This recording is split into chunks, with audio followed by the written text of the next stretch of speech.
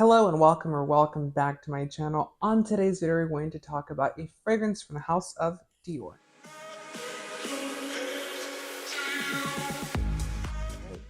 So look what we have here today. This is Miss Dior Eau De Parfum, the 2021 reformulation of this fragrance. It's like the 30th reformulation of this fragrance. We're going to kind of focus on this fragrance here. I will do a video comparing this to the 2017 formulation, and we'll kind of go and kind of compare and contrast the packaging between the old one as well as the smell, what they kind of took away from the Miss Dior, what they kind of brought into the new one, all that good stuff. But for now, we're going to just focus on this 2021 re-release, reformulation of this fragrance. So the first thing we can see here is that they have made the dagger bow on this fragrance bottle an actual bow. It used to be a metal bow, and I kind of like that one a little bit better because it was going to wear better, it was going to last longer. This one, with it being fabric, I know that they're trying to make it more couture, so a little bit more expensive, more premium, more closer to the house of Dior, obviously, with it being a fashion house. Now, the bow itself is like I'm assuming that they try to go for a tweed look-alike on it, but it's essentially white with some pink, blue, and some orange and gold specks on it. I don't know if you can see that up close. It's all right. I mean, it's nothing super expensive, not something super premium in my opinion. Now, what I don't like about this bottle itself is that the cap has become a lot harder to take off. So they are pressurized, but you kind of have to really be forceful with it, and I'm not really sure what that's about. Another thing that they did with this bottle itself, just so you can see, the old Miss Dior bottle used to have like these steps on this. So it was like a little step here, and then to a little step, and then to the bigger step. And now it's just flat up top. It's not nothing super special. We still get the houndstooth at the bottom here. You still get a CD up here as well. Yeah, they kind of changed it a little bit. I mean, I don't know.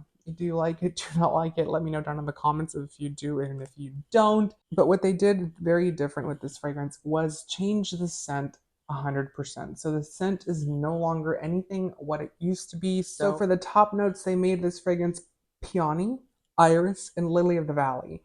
Lily of the Valley is very symbolic to the house of Miss Dior, and they did peony up here. Now, I find this interesting because none of the other formulations for Miss Dior had peony or iris, and these two are the top notes for this fragrance, or two of the top notes, peony and iris. Now, I think what they were going for here, and based on the scent itself, they're trying to go and capture the popularity of Miss Dior Blooming Bouquet. And while that's completely fine and dandy, I do understand that that's a very popular scent.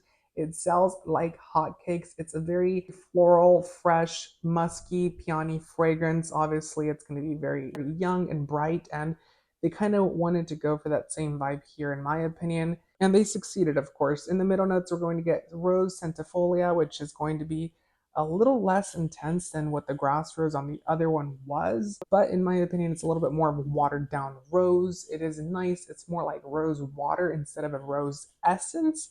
And then in the base, we got Papua New Guinea, vanilla, benzoin, musk, tonka bean, and sandalwood. So we lost patchouli in this altogether. The patchouli is completely gone. This is no longer Miss Dior, in my opinion. I think that this fragrance is beautiful. It is soft, it is delicate, it has nice brushes of light florals, some very sweet elements in it as well, but they're not overly sweet to the point where they're overwhelming.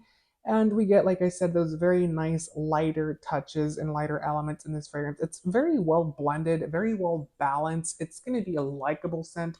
And if you buy this one for yourself or for a gift, I'm sure that they will love it because it is a likable scent. It smells delicious, it smells young, it smells youthful, it smells elegant, and it smells refined. And I think that's what they were going for with this fragrance. Now, the problem is, if you're looking for something that's going to be Miss Dior, and have that heritage in it, you kind of lost it altogether in this fragrance because it doesn't have anything that really links it back to Miss Dior. What, the rose? But it's a rose centifolia. It's not an actual rose. It's not an actual May rose or grass rose.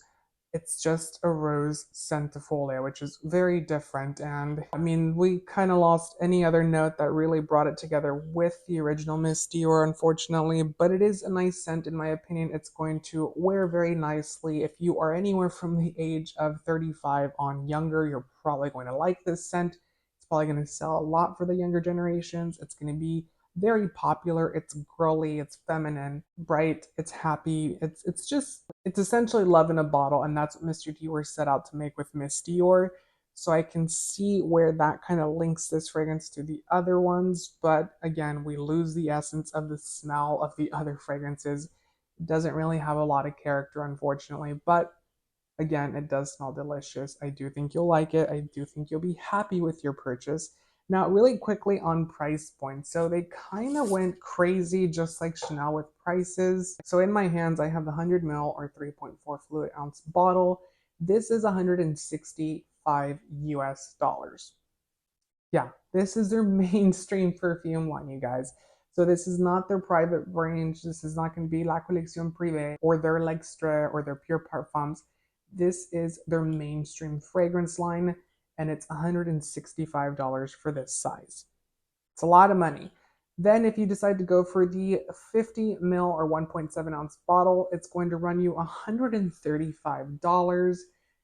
By the way, that's even more expensive than what this cost whenever I worked for Dior. It was $120 when I worked for Dior for the 3.4 ounce bottle.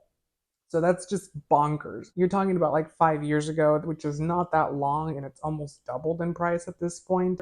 And if you decide to go for the 30 ml or the 1 ounce bottle, it's going to run you 100 US dollars. So pretty expensive. Like I said, it is a nice scent. It's modern. It's girly. It's feminine. It's flirty. It's all of those things. So if you like these type of scents and you want a delicious, fresh peony fragrance with some rose centifolia in it, some benzoin and vanilla, you're definitely going to get it in this fragrance. It's very likable. It's a very nice floral happy fragrance, and it's very light for a floral fragrance because typically florals can be a little bit overwhelming. They can be in your face. They can kind of choke out the room, if you will. And this one is done very well. François Dimashi did do a good job with this fragrance. But if you're an OG, a classic Miss Dior lover, this is probably not going to be the one for you, unfortunately.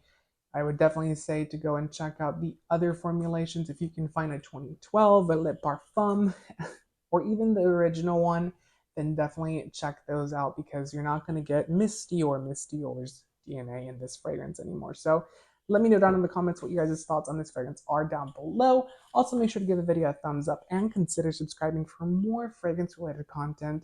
I hope to see you guys on the next video. Until then, take care.